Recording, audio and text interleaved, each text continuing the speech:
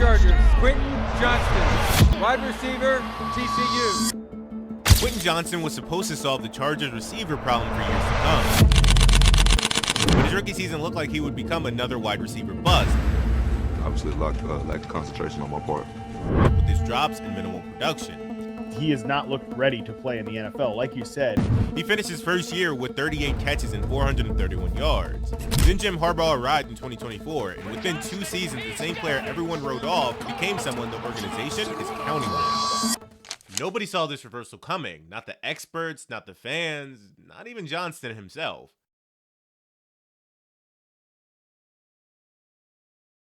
But first we have to explain what made Quentin Johnston such a hot prospect in the first place. He grew up in Temple, Texas, with both parents serving in the Army, and that military upbringing gave him discipline that translated directly onto the football field. By the time he finished high school, he was a 4-star recruit, ranked as a number 13 wide receiver in the country. When Johnston arrived at TCU, the talent was obvious even as a freshman. His 22.1 yards per catch average was the highest by any true freshman in Big 12 history, and he became the first TCU true freshman in at least 25 seasons to post back-to-back 100-yard receiving games. TCU hired Sonny Dykes and transformed the offense, and Johnston became the centerpiece before the 2021 year. That 2021 season saw him take another step forward with 634 yards and 6 TDs. He would have a breakout game against Oklahoma that year. He caught 7 passes for 185 yards and 3 touchdowns that day.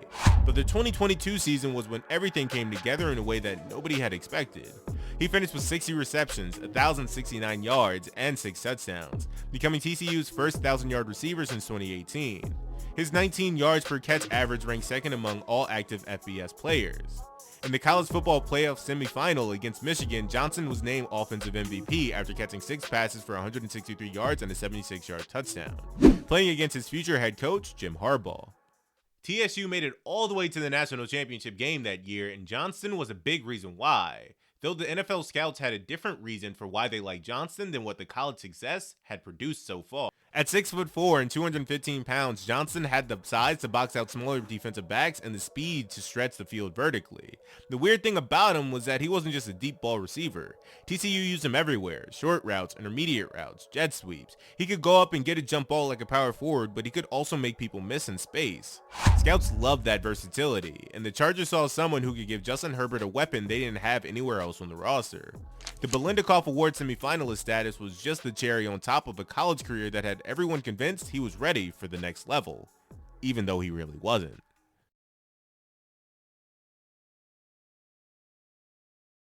The Chargers drafted Johnston with the 21st overall pick in the 2023 NFL Draft, and immediately the reactions were mixed at best. Some people loved the pick because of the size and speed combination, while others pointed to red flags that had been bubbling under the surface during his college career. The concerns were not about athleticism. He tested off the charts at the combine with a 40.5-inch vertical and an 11-foot, 2-inch broad jump, both numbers in the 96th and 98th percentile respectively. There was something that the testing couldn't measure, and that something would come back to haunt him. Part of the issue was that Johnston played in a TCU system that didn't ask him to run a full route tree. He was mostly used as a vertical threat and a possession receiver, but he had a limited experience running crisp comeback routes, digs, and outs against tougher competition. When you put him on an island against an NFL cornerback, there are questions about whether he could get open quickly enough to be a reliable number 1 option. The NFL is full of guys who look great in college but couldn't get the separation at the next level, and some scouts worried Johnston might end up in that category. And this concern was not some small nitpick. It was a difference between being a number 1 receiver and being a complementary piece. There were also some drop concerns at TCU, so coming out he wasn't the most polished prospect. And that stacked wide receiver draft class didn't make things any easier. Jackson Smith and Jigbo went to Seattle 1 pick before Johnston at number 20, and immediately the comparison started. Jason was coming off a season at Ohio State where he looked like the most polished route runner in the draft class, with the quickness to create separation instantly. Then Zay Flowers went to Baltimore at 22, and Jordan Addison went to Minnesota at 23. All 3 of those guys were known for their ability to get open quickly and produce immediately, while Quentin was seen as more of a developmental project with a higher ceiling but lower floor. For the Chargers, picking Johnston at 21 meant they were betting on traits over production, and not everyone was convinced that was the right call. But the Chargers saw something else, something that would take 2 more years to show up. What made the pick interesting was the context around the Chargers' decision. Keenan Allen was still playing at a high level, and Mike Williams was a legit deep threat. but both were getting older and the long-term future at the position was unclear. Quentin represented a chance to add a player with the physical tools to be a true number one receiver, someone who could grow into that role over time rather than being asked to do everything immediately. But that turned into a nightmare right away, and looked like they got the worst wide receiver in the class.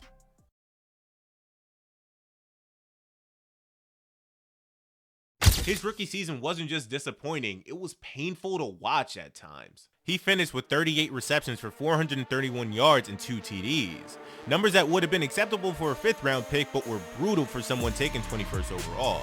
His catch rate was 56.7%, which ranked 171st out of 197 qualifying receivers across the league, and his drop percentage sat at 4.5%. This may not sound high, but the problem was when those drops happened. Every time he tried to step up in a big moment, the ball seemed to slip through his hands. The moment that defined Johnston's rookie year came in week 11 against the Green Bay Packers. The Chargers were driving late in the game, and Herbert threw what should have been a game-winning pass to Johnston. The ball hit his hands and went straight through them. The game ended with the Packers' victory, and suddenly every highlight reel of Quentin's drops had a new addition to it. Should have caught it. Wasn't no excuse for it. Obviously, lack of concentration on my part. He called the drops unacceptable afterwards, admitting that he took his eyes off the ball at the catch point and lacked focus in those crucial moments. That kind of self-awareness is good, but it didn't change anything that had happened on the field. And the worst part was, this wasn't the only time it happened. Being fair, Johnston was not in an easy situation as a rookie. The Chargers had Keenan Allen, Mike Williams, and Josh Palmer all ahead of him on the depth chart, which meant his opportunities were limited. You can't develop chemistry with your quarterback when you're only running routes on 30% of the snaps. The drops were real, but so was the fact he was essentially a rotational player thrust into a role that demanded more than he was ready to give. The Chargers knew exactly what they were getting, which is why they didn't ask him to be a wide receiver 1 as a rookie. But here's the thing, the public doesn't care about any of that context. They saw a 21st overall pick who couldn't catch, and the narrative wrote itself. The comparisons to other receivers from that draft class made things even worse. Jason was playing well in Seattle, making plays and looking comfortable in his role. Zay Flowers was getting opportunities in Baltimore and showing flashes of his ability. Jordan Addison was doing the same in Minnesota. Meanwhile, Johnston was catching 38 passes for 431 yards and looking lost doing it. The gap between what people expected and what he delivered was significant, and the discourse around him became increasingly negative as the season progressed. At this point, most people had already moved on to other players, but there was one person who hadn't, and that person would change everything. But before we get into who that man was, if you like this content, be sure to hit the subscribe button. It'll let YouTube and me know that you want to see more content like this. So let's get into who that savior really was.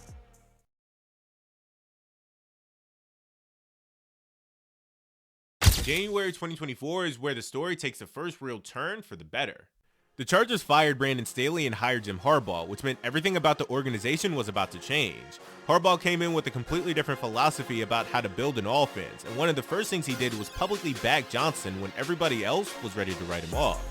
He said he was nothing but happy with Quentin Johnston, and that anyone who thought the kid was a disappointment was simply wrong.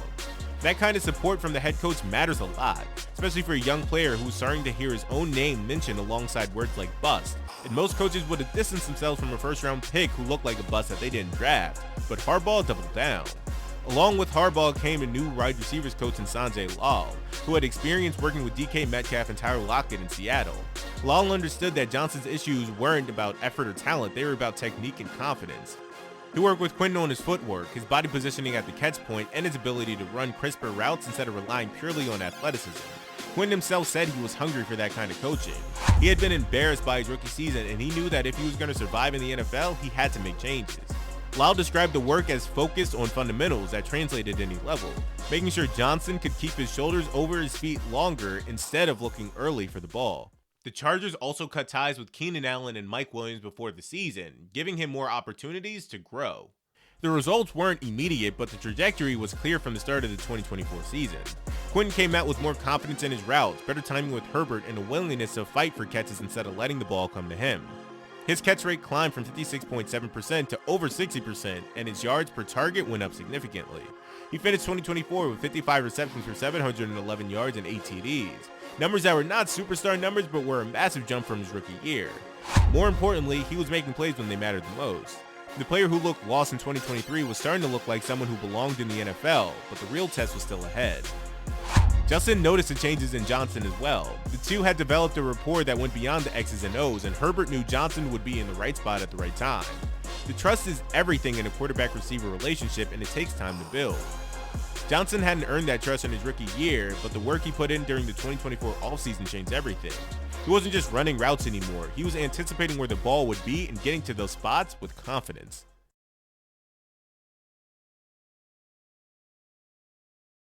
By 2025, it was becoming impossible to ignore what Quentin had become. His 8 touchdowns in 2025 led the entire team, and his yards per target were the highest of his career. The chemistry with Herbert had developed into something real, where the quarterback could count on Johnston to be where he needed him to be. He was no longer the rookie who was learning on the job, he was a player who understood the nuances of the position and could execute at a high level when called upon. He made a career high in receiving yards again, this time with 735. His average yards per target also jumped from 7.8 to 8.8, making him more of a deep threat people thought he might be coming out. Harbaugh's influence on Johnston cannot be overstated. He treated him like a first-round pick who belonged to be there as opposed to a first-round pick who underachieved. That kind of environment allowed Johnston to take risks and make mistakes without fear of losing his spot, which is exactly what a young player needs to develop. When you're playing scared, you play slow, and Johnston had clearly gotten past that. His routes were sharper, his confidence was higher, and his ability to make contested catches had improved dramatically. Jim saw the talent that had been there all along, and he gave Quentin the space to let that talent show up. Ladd McConkey came in as a rookie in 2024 and gave the Chargers another weapon, but Johnston remained the guy that opposing defenses had to account for on every single snap. The presence of McConkey allowed him to pick his spots and make the most of his opportunity. But even when Quentin did face extra attention, he was able to produce because of the work he had put in over the previous 2 seasons. The player who looked lost against NFL cornerbacks was now making them look silly on a regular basis. What impressed people the most was the complete nature of his game. Johnston was no longer a deep threat or a possession wide receiver. He was someone who could do a little bit of everything, which is exactly what the Chargers needed from their top target. The route tree that had been a question mark coming out of college was no longer a weakness, it had become one of his biggest strengths. That's exactly why the Chargers made the decision they did in April.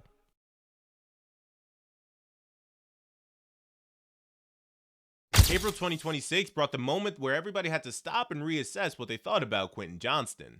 The Chargers exercised his 5th-year option, keeping him under contract through 2027. This was not a surprise move in the sense that the organization had been clear about their beliefs in him for years, but it was still significant because NFL teams rarely pick up these options on players who were considered draft busts early in their careers. The 5th-year option is essentially a bet that a player will be a guaranteed salary in year 4. And for a guy who had struggled as much as Johnston had, this was a vote of confidence that said everything. The decision came after Johnston had put up back-to-back seasons of improvement, with his production in 2024 and 2025 justifying the faith the organization had placed in him. Joe Horwitz and the front office had watched him go from a player who couldn't catch a cold to someone who was central to their offensive plans. They decided the safe move was to keep him around long-term. Harbaugh had been vocal about his support for Johnston through their time together, and that consistency from the coaching staff had allowed Johnston to grow without constantly looking over his shoulder. The message from the organization was clear: we believe in this player and we're willing to commit long-term to him. Quentin himself described the turnaround in simple terms. He said a lot of experience and going through ups and downs had shaped the player into who he was today, and that he was learning from his past mistakes while building on past successes. That kind of self-awareness does not come easily in the NFL, especially for a player who had been written off as a bust. Quentin could have gotten bitter about his rookie season. He could have blamed the coaches or the system or the quarterback, but instead he focused on what he could control and put in the work to get better. The 5th-year option was validation that the work had paid off.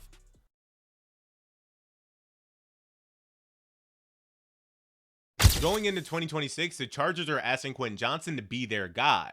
They want to commit to him fully long-term on an extension, but they need one more season of production. The offense will be evolving again under new offensive coordinator Mike McDaniel, and Johnston is right at the center of those plans. This is the moment that everything has been building towards, and the expectations are higher than they've ever been. What makes this interesting is that we've never seen Johnston in this role before. His best seasons came when he was part of a rotation, not the focal point of the offense. The mental adjustments required to go from complementary piece to primary options are real, and some players never make that transition successfully. He has shown the work ethic and the growth mindset to suggest he can handle it, but the jump from good numbers as a number 2 to elite numbers as a number 1 is not always as simple as it sounds. There are receivers who can be outstanding second options but struggle when asked to carry the load, and the Chargers are about to find out which category Johnston falls into. The Harbaugh effect is still real though. The culture that was built in 2024 has given Johnston a foundation to succeed, and the trust between him and Herbert continues to grow. He's bigger, stronger, and more confident than he was as a rookie, and his route running has improved to the point where he can get open against anyone. If he stays healthy and continues to build on what he has done, year 4 could be the season where Quentin Johnston stops being a good story about a player who turned his career around and becomes a legitimate top-tier receiver in the NFL. The interesting part about this story is that nobody planned for it to go this way. The Chargers drafted Johnston expecting him to contribute early, and when that didn't happen, they could have moved on. Instead, they hired Harbaugh, who saw something in Johnston that others had missed, and they committed to his development in a way that many organizations would not have. The story of the NFL flop who accidentally resurrected his career isn't over yet. It's just getting to the good part. So there you have it. Watch this next video if you haven't already and subscribe if you're new. Thanks for watching.